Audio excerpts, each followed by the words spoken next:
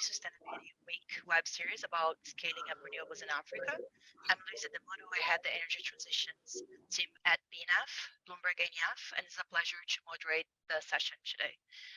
The Abu Dhabi Sustainability Week is a global initiative championed by the UAE and Master to accelerate sustainable development and advance economic, social, and environmental progress. One of its year-round platforms through which dialogue is maintained on leading issues and topics that are shaping the global sustainability agenda is the Abu Dhabi Sustainability Week live web series. By welcoming thought leaders, industry experts, and civil societies to share their insights and approaches to addressing the most pressing global challenges, the series is committed to facilitating knowledge exchange, boosting the climate ambition, and fulfilling its purpose as a global platform to accelerate sustainable development and advance economic, social, and environmental progress. In today's session, we will explore strategies to create an investment-friendly environment and harness the power of private sector engagement in Africa's renewable energy transformation. I'm honored to be joined today by Ahmed Mullah, Deputy CEO of Infinity Power, a Masdar Infinity company, Ute Collier, Deputy Director of Knowledge, Policy and Finance at Arena, Wale Shonibare, Director of Energy Financial Solutions Policy and Regulations at the African Development Bank, and Lauren Chassore, Senior Advisor for Africa at the Sustainable Energy for All. And to kick off the conversation today, I would like to start with you, Ahmed. And I would love to hear a little bit about Masdar's and Infinity Power's strategy and ambitions in the field. More specifically, how are you supporting the green energy transition and revolution in Africa? Thank you, Louisa. Good afternoon, everyone. So allow me to start off by introducing our platforms. Infinity Power is Masdar's Africa platform, and following Infinity Power's acquisition of Nikela, Infinity Power, as of this year, has emerged as the largest pure-play operator and developer of renewable power in Africa. It's got wind and solar projects across Egypt, South Africa, and Senegal. Infinity Power provides clean, reliable power to millions in Africa, avoiding around 3 million tons of carbon dioxide emissions annually. The pipeline that we have is a healthy pipeline spanning multiple clean technologies, which demonstrates our commitment to renewable energy expansion and decarbonization. We're also developing large-scale renewable energy projects. So Infinity Power aims to contribute to the continent's sustainable energy goals as an African company that is based out of Africa, that has African employees at its core. Myself, I am from Sudan. Our chief financial officer is from Somalia. We have a team from multiple African countries from north to south. We're trying to together drive social and economic development in countries across the continent. Additionally, I think it's noteworthy that our shareholder, Masdar, is one of the key leaders in African green development, specifically on the green hydrogen front. Masdar and Infinity Power are working together on this nascent industry. We've signed a framework agreement in Egypt for 2 gigawatts. We've also, as Infinity Power, signed a memorandum of understanding in Mauritania to develop 10 gigawatts for green hydrogen. That to one side, talking and focusing on the Masdar contribution to the continent, there's the Ittihad 7 initiative, which has been championed by the UAE's Ministry of Foreign Affairs and Cooperation. So Masdar is playing a lead role to support the initiative's strategic objective of achieving 20 gigawatts capacity to supply over 100 million people across the continent with electricity by 2035. So to date, Masdar has signed joint development agreements in Angola, Ethiopia, Tanzania, Uganda, and Zambia to develop large-scale renewable energy projects and programs, and combined with a capacity of over 7 gigawatts. Now, in a nutshell, we are working together with industry leaders, with suppliers, as well as governments in order to unleash the economic potential of the continent. This is a huge endeavor which requires the support of individuals on the ground as well as financial institutions. So it's a great opportunity. It's a great time for Africa and for us to support in the industrialization and the drive for economic growth. Thank you so much, Mullah. And Ute, I would like to turn to you now and hear a bit about IRENA's work on the subject matter and specifically about recommendations on the course of action moving forward. Sorry, thanks, Louisa. The IRENA, the International Renewable Energy Agency, which is of course also based in Abu Dhabi, is an intergovernmental organization with 168 member states. So these are the people who we serve, and that includes almost every single African country. Now, one of the things we do is look at the energy transition as a whole and give governments recommendations on what needs to be done. We recently published our latest World Energy Transitions Outlook, which outlines the scale of the challenge. And the global challenge is really massive. So yes, there is lots of positive stuff going on, you know, what Ahmed said about Mazda and everyone else. So we've seen already quite an increase in renewable power, only power deployment, but a lot more needs to be done. So we identified that in that last year, about $1.3 trillion went into energy transition investments, about $500 billion into renewables specifically. But the key thing is that there is a huge disparity as to where this money and deployment of renewables goes at the moment. So over the last couple of decades, we've seen Sub-Saharan Africa receiving less than 1.5% of the global amount invested in renewables. Okay, some African countries have done better. I mean, if you think about Morocco and some of the very large projects there, but overall, especially Sub-Saharan Africa is so lagging behind and it's not getting any better. So we've just shown that in the last 5 years, rather than sort of Africa's share of the overall investment increasing, it's actually still going down. So for example, on a per capita basis, Africa gets Europe, for example, gets 41% more money than Africa for renewables. And this is for a continent where, as we know, the energy access challenges are very persistent. So at IRENA, we've done this overall global analysis and pointed to Africa's specific challenges. We are now doing a regional energy transition outlook specifically for Africa as well, but we've also launched a partnership for Africa where we're identifying specifically what assistance we can provide to our member states in terms of capacity building, etc. And I mean, for our specific analysis on the financing side of things, and I know we will talk about this more later on, we've quite clearly said that there is a big issue at the moment that we can't just expect. I mean, the fiscal space for many of the countries, for basically all the countries in Africa, is very, very tight.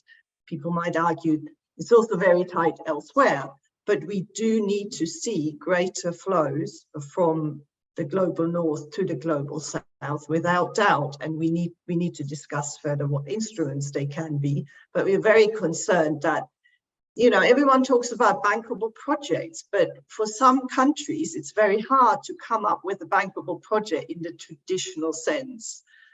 So we need to find ways of getting that investment into these countries, and it can't just be debt especially now interest rates are being pushed further up, and of course for many of these countries interest rates are already very high. So there are many challenges. At IRENA we can play try and play our role through our many ways of working with governments and other partners like Mazda. And of course, we produce a number of studies where we provide recommendations to our member states. Thank you so much. I'm definitely going to go back to some of those points a bit later on in the conversation.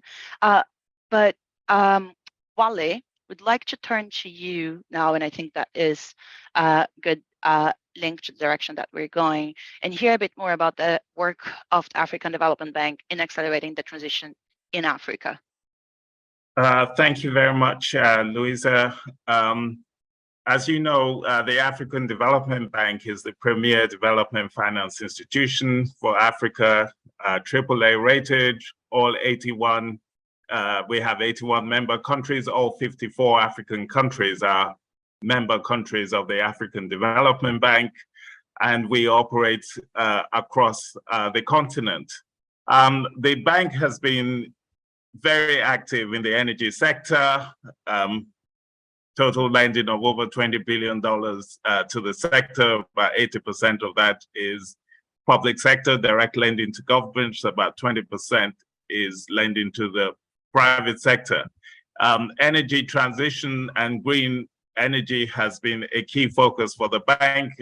In recent years, virtually all the board approvals have been to support renewable energy, although we do recognize the critical role that gas still has to play across Africa's energy transition. But in the area of driving investments into the continent, we have a number of different ways in which we do that.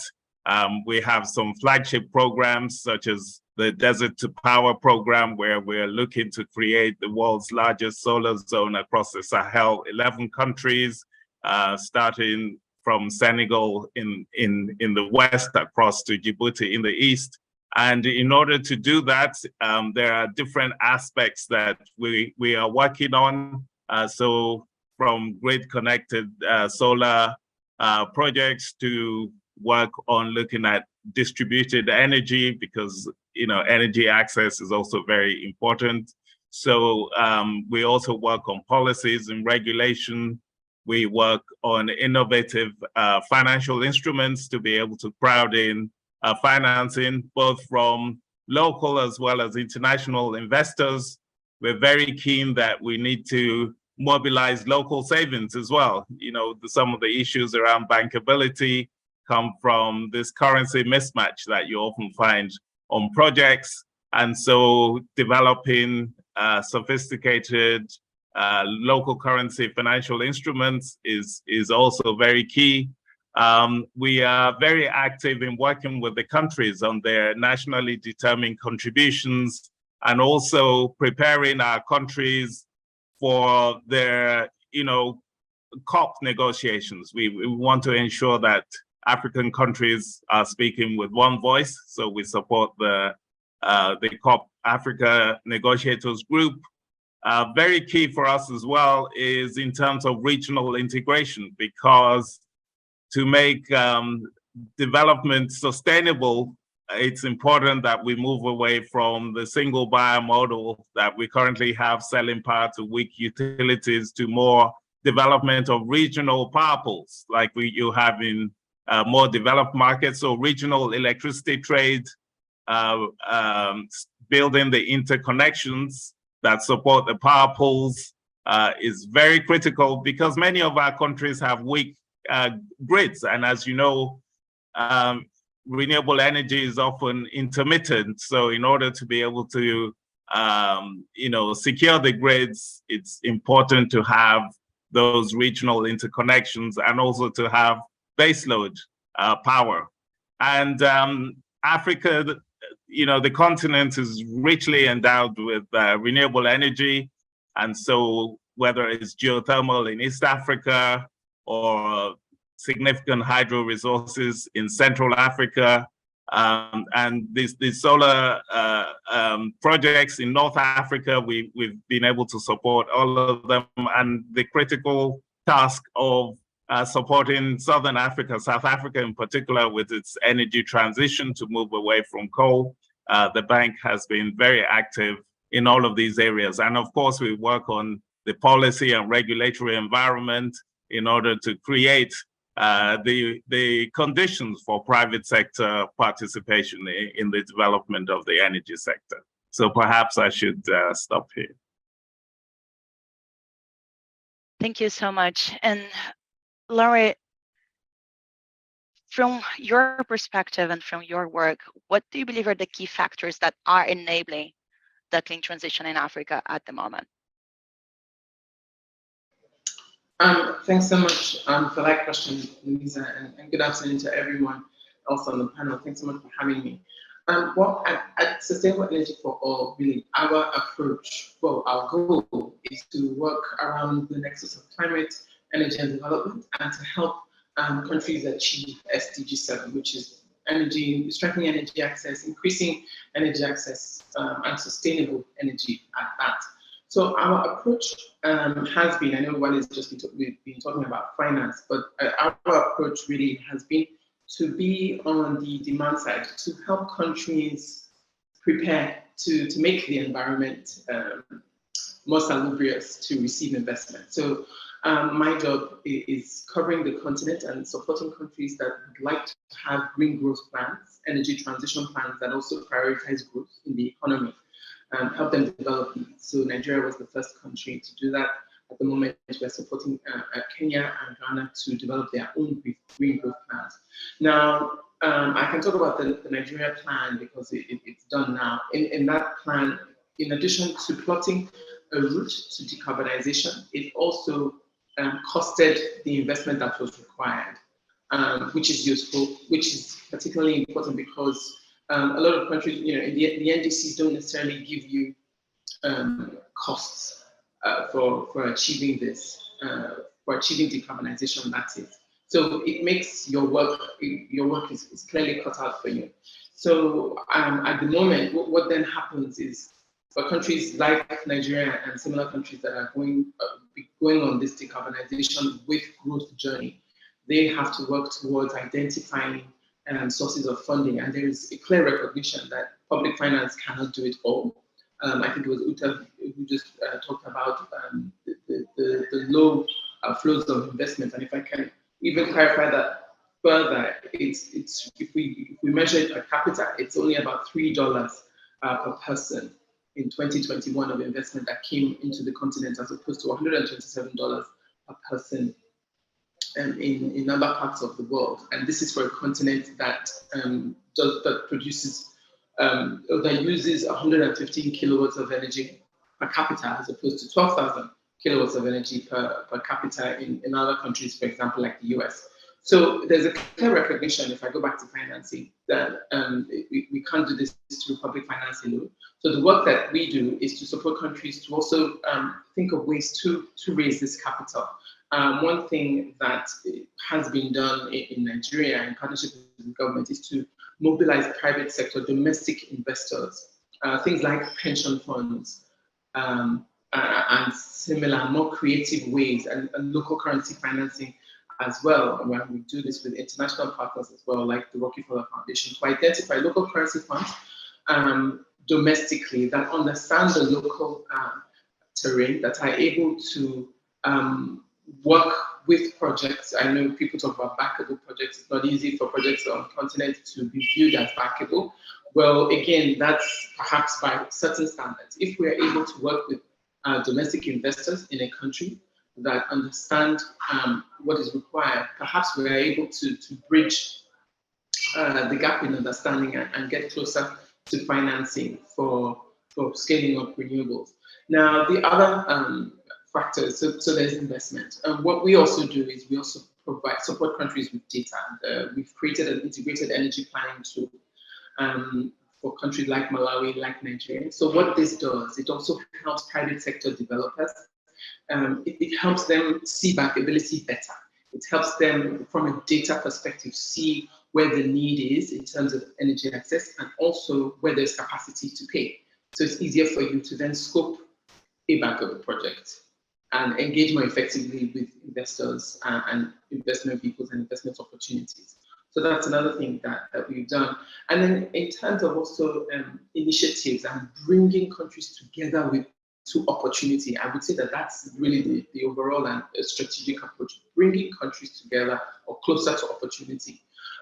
We have also adopted a Global South Partnership approach, if you like, through the Renewable Energy Manufacturing Initiative, where we have conducted a study of certain frontline countries, if you like, to identify what policies exist, what policy opportunities exist, and what policy gaps exist. Now, again, on the continent, there are several opportunities. There's been a lot of work done with fiscal incentives, with lowering tariffs, with creating a general enabling environment, with output-based subsidies, with multilateral banks like the AFDB and the World Bank, for example, in a country like Nigeria. So those opportunities exist. But what we need to do is tackle the gaps that we have identified in this initiative, which include supply chain as well, nearshoring, bringing together the inputs from countries like India, like China, who developers inevitably import components for solar, for example, from. So that's another approach that we are taking with the manufacturing initiative, where we're trying to bring together, bring countries closer to the opportunities that exist, and in this way, scale up renewable energy on the continent. Another financing opportunity that we've identified is through carbon markets, and I think I can talk about that a little bit later on. I think I've been talking for far too long, so I'm just going to hand back to you, Louisa, and then I'll speak a little bit more about the Africa Carbon Market, which is a voluntary regime that we're building. Thank you so much. And I want to go a bit deeper on the policy gaps part of the discussion. And Ahmed, maybe starting with you, you mentioned that Masdar is playing a leading role in the continent, and probably better than anyone else who have a really clear view from the developer point of view of what those gaps are and what is needed to start addressing some of those. I know that they vary from country to country, but in general, what are the top gaps that you believe we need to act on?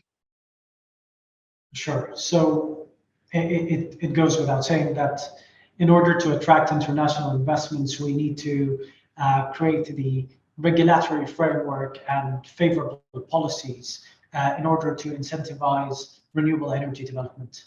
So one of the examples that we've seen in the successful program in Egypt, for example, at a time where international financial institutions as well as developers were monitoring the Egyptian macroeconomic landscape to see if it's ready, the Egyptian government launched a program for a feed-in tariff program, which was quite successful, and the result of which was the Binban mega solar development complex, which has around 2,000 megawatts of solar PV installed today, which is the largest solar PV complex in Africa. You need this type of regimes, incentives to enable, but as well, each country has its own challenges, its own regulatory framework. So in ones that are more advanced, for example, in Egypt later on, and currently in South Africa, you've got public tenders to procure renewable power. You've got the Scaling Solar program that was launched by IFC, that is in Niger, Cote d'Ivoire at the moment. So there are things that have been done. We don't need to reinvent the wheel. We need to capitalize on programs that have worked in the past, as well as providing the ecosystem, tax incentives, streamlining permitting processes that can attract private investments to foster the growth of renewable energy market. We need a conducive environment. And I genuinely believe that Africa can position itself as an attractive destination for renewable energy investment. There's not a one-size-fits-all. but an invitation is required by the governmental authorities and the entities to the renewable energy developers and the companies to tell us, we are welcoming you to come and investigate the potential in our countries, and we will work in a cooperative manner with you to ensure that your issues, your concerns are heard. It's a two-way conversation, and we do not wish to come to impose. Rather, we want to come as partners, as solution providers. So at Infinity Power, we believe that we are coming to provide a service. So this service can be provided at an invitation and with an open conversation.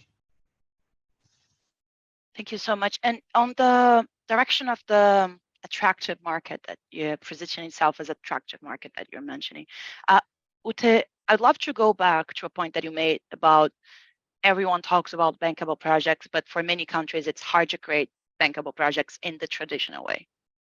What is the non-traditional way that is needed to effectively scale up the number of bankable projects, or the number of projects that will actually receive investment from the private sector in the continent or in specific countries that you are closer to?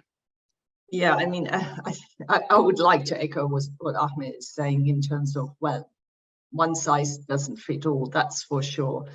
I was just thinking in terms of the least developed countries, there is clearly a big issue. And I mean, a developer can talk about this more, but there are countries where the developers will not want to go to because of a number of political and regulatory risks, financial risks, currency risks.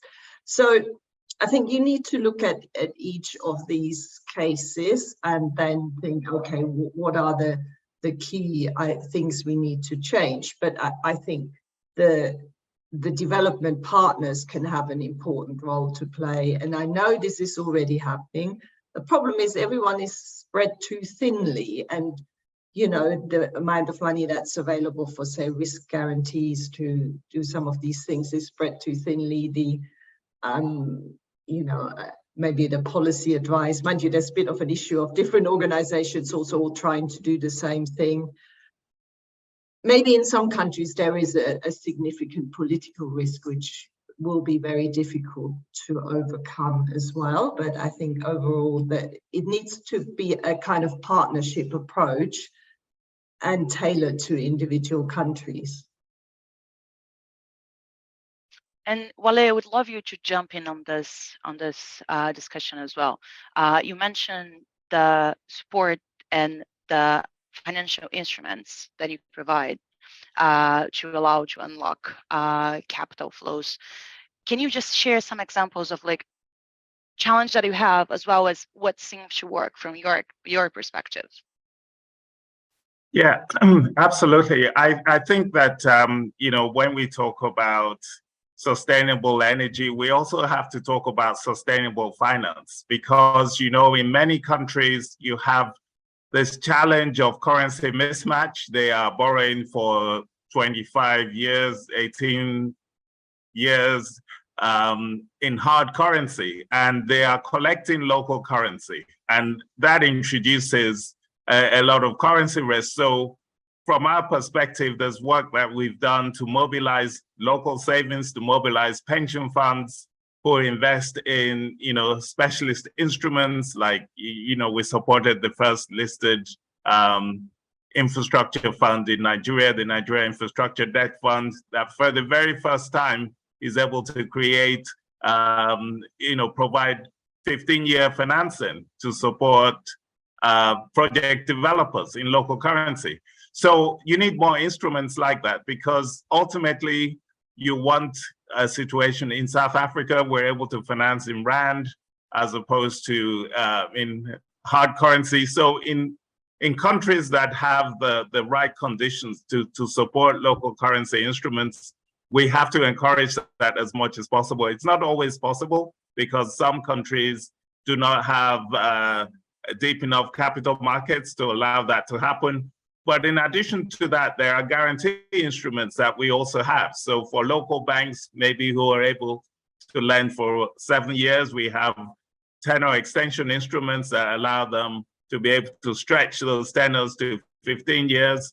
And in some cases, we also provide credit enhancement to safeguard the payment obligations of the utilities. Through our partial risk guarantee products, we're able to do blending by crowding in climate finance for, at concessionary rates. So we work very closely with the Green Climate Fund. We also have a very successful Sustainable Energy Fund for Africa, where we've mobilized donor funding to allow us, again, to be able to blend, to reduce the interest margin on these facilities. As you know, tariffs have been coming down, and governments have been very keen through these public auctions to get the best and most competitive tariffs. But then it means you need very innovative, low-cost financing in order to be able to finance those projects. But the wider aspect of creating an enabling environment for the private sector is also to work with the government on the contracting side. We have our Africa Legal Support Facility, through which we provide world-class legal, financial, and technical advice to the public sector, because you often get developers who are able to mobilize the best-in-class advice from international law firms, and you don't always have a level playing field. So it's very important that we're supporting the public sector to be able to get balanced deals with the private sector. And that's the only way you're going to get sustainable agreements going forward, regardless of a change of government, because in some cases, these governments may feel that the deals are too lopsided in favor of the private sector. But with our support, you can get more balanced, sustainable deals that look after the interests of the various parties involved. And lastly, there's pioneering work that we've been doing on regulation of the sector, because as you get more players, you need objective regulation. So we've been publishing the Electricity Regulatory Index since 2018, where we benchmark the regulatory environment of all of the African countries against international best practice. And we identify gaps that they need to fill in order to improve their regulations. So things like tariff reviews happening on a timely basis, and also things like grid codes, open access to allow access to the grid and trading. So even data management and IT systems, we support the regulators in all of those areas in order to encourage private sector participation. Thank you. Amazing. And one word, directly or indirectly, that I'm hearing a lot today from all of you is the need for collaboration, especially between public and private sector. Larry, I know that this is part of the work that Sustainable Energy for All does. Could you share a little bit with us about how can governments and stakeholders work collaborative to establish the frameworks needed or address barriers to ensure long-term investment in renewables across Africa?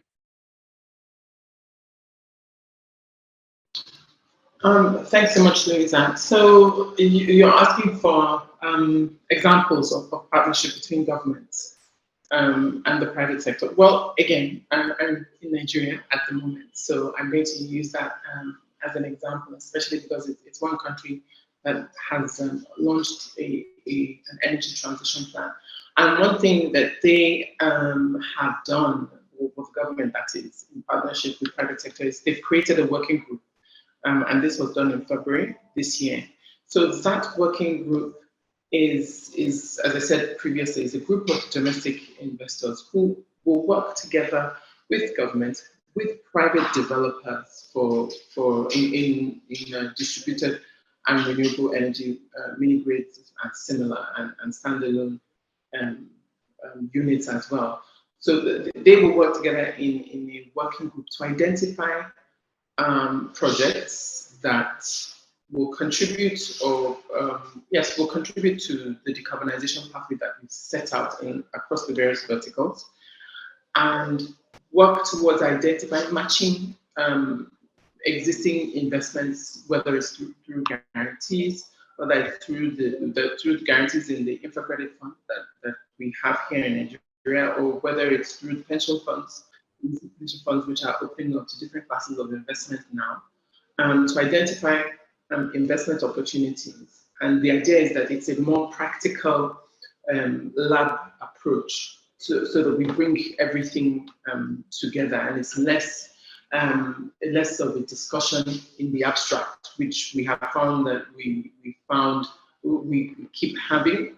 You know, we talk about de-risking, we talk about the investment, we talk about the cost of capital, and all of these things. We have just gone into our energy transition plan. We've created a pipeline of projects. At the moment, we have a pipeline. We've scoped a pipeline of projects worth about $23 billion.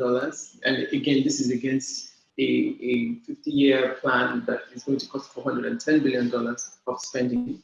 So we keep scoping the projects. We scope them, we identify them, and then continue. The approach is continue to work with private sector to match them to monies in a practical way. And they're not only, they include both public sector and private sector projects as well. And it could be anything from making an existing power plant a combined cycle plant to mini grids, to renewable energy mini grids, or solar mini grids in the country. So that's one of the examples that we've had. When we anticipate that we will be able to do a similar thing in the other countries that we work in, and to create these partnerships. And I do also understand that banks on the continent may also be coming together to build, to mobilize themselves into an opportunity or into some framework that works towards understanding projects on the continent and being able to meet them with feasible financing frameworks and approaches. Thank you so much for sharing your experience. And we received a question from Ghana that I will just ask to the group, and I will welcome any of you to jump in, which is about localized or decentralized solutions. So this participant is asking, what are some strategies for decentralized renewable energy solutions that are successful in attracting investment flows? Would anyone like to jump in on that? Sure, if you'll allow me to take this one. Yes, please. So it's quite important that for Africa to leverage on its renewable energy resources. So we can transition, and we have an opportunity to leapfrog legacy energy infrastructure and building more resilient distributed energy networks. There are different strategies that can be deployed for hybridizing energy systems, combining renewable energy sources such as solar and wind with energy storage technologies, for example, with battery storage or backup generators that can help address issues of intermittency and ensure that the system is stable and reliable, especially in remote areas. So microgrids are systems that can be implemented, localizing energy systems to provide electricity to remote and rural areas. These systems can be managed at a smaller scale to improving the access to community that are not connected to the grid, where the capital expenditure to connect them would be prohibitive. And these systems themselves can be deployed quickly. There are solutions at the moment in the market where storage containers with deployable solar panels can be shipped to local communities. They unfurl the solar panels connecting these communities. We at Infinity Power have worked with provinces in the southern of Egypt to deploy systems that are in remote areas. Mustar, our shareholder, has worked in Morocco deploying similar type of setups. So it is possible, it can be done.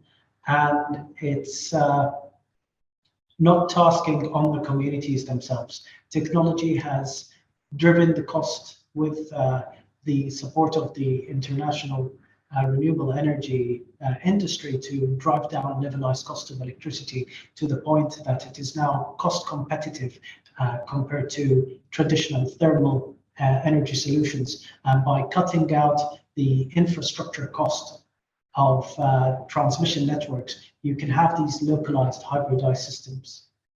I'll hand over to Ute, whose hand is raised.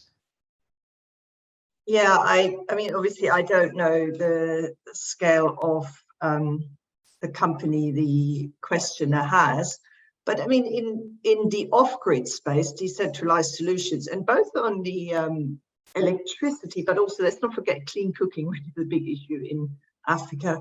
Crowdfunding can actually be a very useful source for companies. You know, there are lots of crowdfunding vehicles in which are sometimes even supported as well by some of the either development agencies or government aid departments.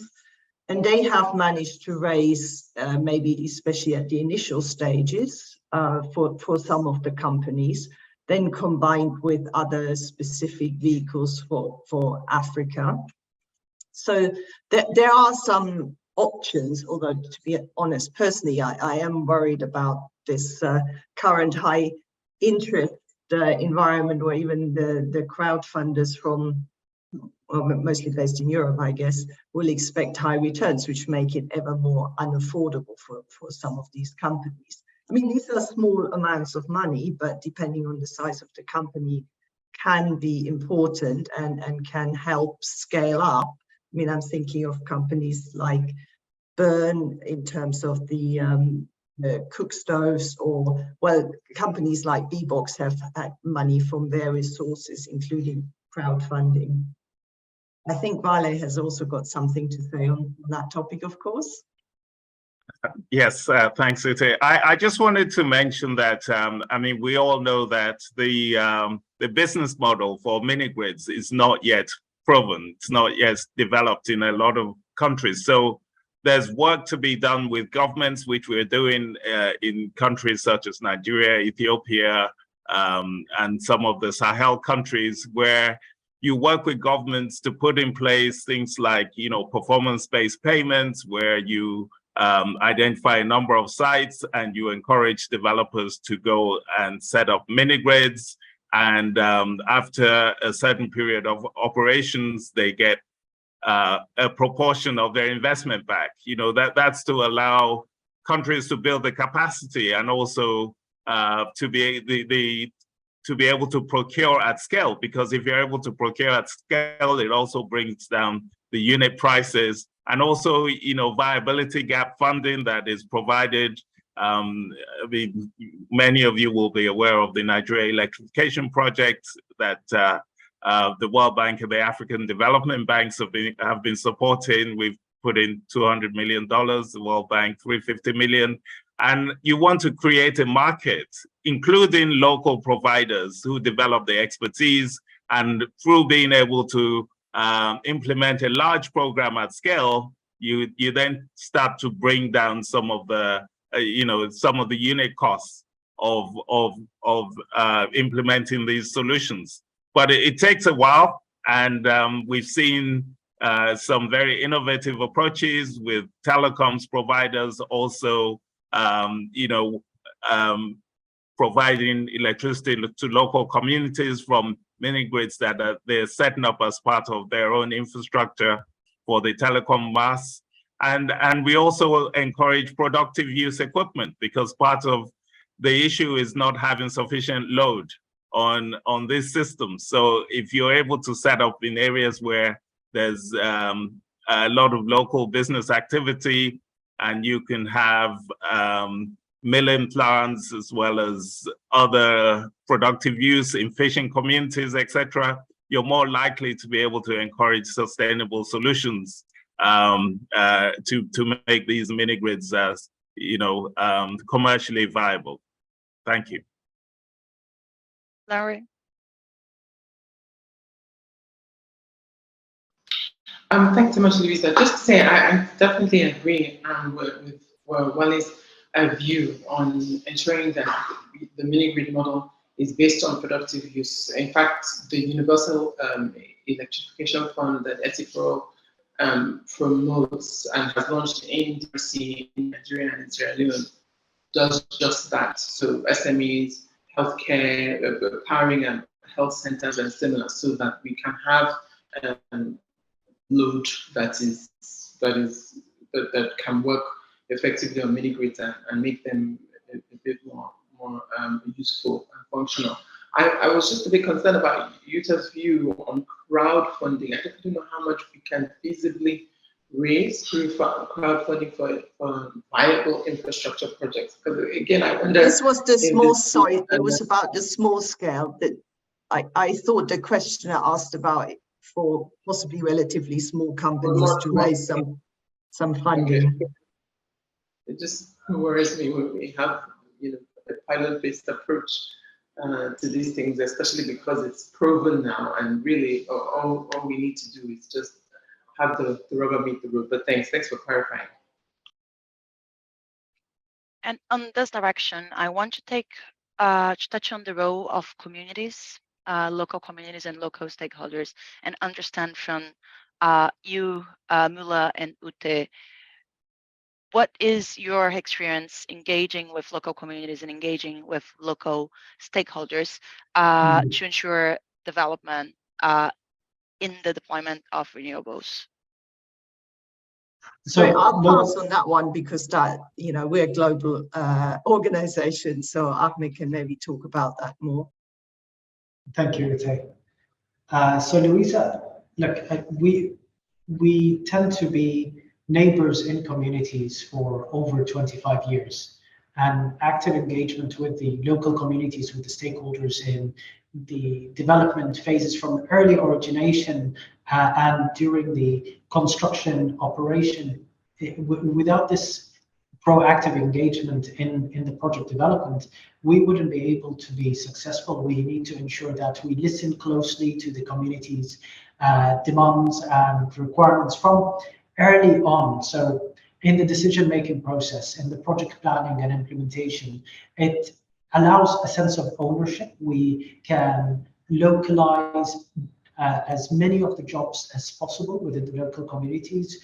If there are priorities that the communities have, we can, through having stakeholder consultations and participation committees, we can have positive change. It's not just about the renewable energy that is going to be fed into the grid system, but also being a good neighbor involves giving back to that community.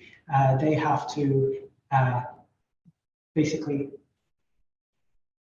engage on their priorities. So in Senegal, for example, one of our projects that is over there, the local community told us about certain education needs for their schools. So we've built classrooms, we've invested in education programs. When it comes to the example that we have in the Binban solar farm project, Infinity Power was one of the first projects. In fact, it was the first project that reached financial close. In the first round of the feed-in tariff program, we understood that there was an opportunity to empower ladies in the community to engage in the supply of food for the construction work. There was job creation through that. In addition, there's capacity building, there's skill transfer. So training was provided. When we worked in South Africa, there was a training program for local communities at our wind farms to empower them to actively participate in not just in our projects, but in the renewable energy program in the country as a whole. So we provided technical training and entrepreneurial development programs so that there is that giving back. There's a benefit sharing with the local communities. So, and on that, we have specific questions about the impact. What's the impact of clean energy investment on job creations? Do you have any specific numbers to share?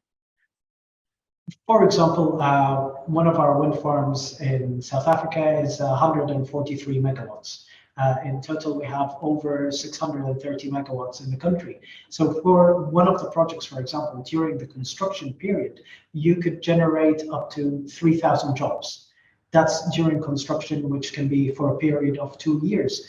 During the operation of the site, depending, of course, on the size of the project, you can localize 20 to 30 jobs in the local community. We will provide the training and the knowledge for local community members to be part of the operation and maintenance team. They are localized in the community, so they don't have to travel far. They are there. So if there are any issues with the operational assets, then their response time would be fast, enabling us to ensure that we are managing the assets more closely. That type of partnership between local community and developers is a win-win situation. And of course, there's as a fundamental kind of thing that we want to enhance is clear communication. The project objectives, the environmental contribution, positive impact that the project will have, the benefits that it comes is crucial in terms of making the community aware of what it gives back to them. So that this partnership, this neighborhood experience is one that has a positive impact for all. Thank you so much. And we only have a few more minutes before we wrap up. And I want to pose one question, quick question, and go around the room with that, which is November last year, COP27 was in Egypt, and it was called by many people the Africa COP. That attracted a lot of attention to the continent. Do you think that since then, and as a result, progress has been made or is being made, or not? And do you have any specific positive or negative experience to share since the spotlight left Africa after COP? Mula. So at COP27, Infinity Power and Masdar signed with the Egyptian government a 10,000 megawatt memorandum of understanding for wind. And I can happily say that we have progressed with that project. Land has been allocated. We have started with the feasibility studies, and not just on Egypt, but moving on further under the patronage of His Excellency Dr. Sultan Al-Jaber, who's the president of COP28. He has pushed hard for the drive towards net zero, ensuring that Africa takes a center stage. He was with us in Nairobi a few weeks back, and he was talking about a just transition. And not only that, he has given us at Infinity Power a mandate to ensure that we are driving that initiative. We are ensuring that renewable energy projects are deployed across Africa, that we try to work with the community. So I see that going towards COP28, there will be positive announcements that are going to be made as a follow-up to COP27 with real live actions, not just words or rhetoric. Thank you so much. Ute, would you like to go next? I'm always a little bit skeptical about COPs. That's only because I've been observing them for so many years, and there's always lots of big announcements, let's face it. But I think, you know, there is positive momentum. There is a lot more talk about renewables in Africa and the contribution it can make. I'm not sure there's been a huge move in the last year, but I would like to, however, point towards the recent report on SDG 7 tracking, which especially on the energy access side still, you know, clearly shows that Africa is falling behind. So, you know, whatever small progress we've made, it really needs to speed up because we're so falling behind on achieving those targets, and we've only got 7 years left. Thank you so much. Larry. Well, I mean, Louisa, if I may, I think that perhaps the lack of apparent progress made at the last COP may have spurred it may have been good to spur some more activity from within Africa, perhaps, and by this I'm referring to the Africa Climate Summit that will be held in September this year, which is being led by the African Union. So perhaps that can then be viewed as Africa taking control of the situation, of its own destiny, and pushing hard for all the things that is required to address energy access and energy poverty on the continent. I think picking up the lead from the Macron-Motley Summit a few weeks ago, that's really what the messaging is, that we've had a lot of, again, the conversations we've had enough of the conversations in abstraction. We've got to do some specific and practical things that address things like the fiscal headroom that states need to address energy access, the practical solutions that we need to scale up energy, distributed energy, renewable energy on the continent, including green manufacturing, including innovative ways to create financing. For example, creating a voluntary framework for African carbon markets that are not fully or effectively or properly traded globally. So things like that. So I think that, in some ways, perhaps it was a good thing, and I'm looking forward to seeing specific action being taken by countries on the continent this year, picking up from Macron-Motley Summit right into the Africa Climate Summit in September, and then perhaps we'll have some clarity for an African position for once at COP28. Thanks. Thank you so much, Wale. Yeah, I mean, since the last COP, there's been a lot of focus on how MDBs can be more innovative in their financing. You had the Bridgetown agenda and looking at different ways, including mobilizing more special drawing rights through MDBs to be able to leverage and get more money into African countries. There's also a realization that we have to speed up the availability of climate finance for African countries. The $100 billion per year from the rich countries has not materialized. We have to find, ways of mobilizing those monies. There's also a realization Africa's main priority is energy access. Okay, energy transition is good, but if you don't have energy access, if you are not really emitting, what are you transitioning from?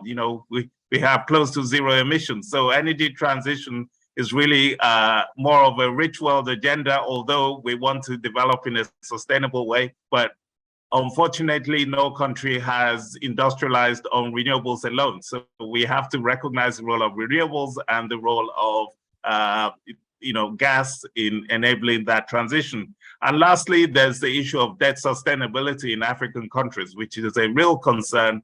And we have to, restructure debt in order to allow these countries to raise the financing required for their development. Thank you.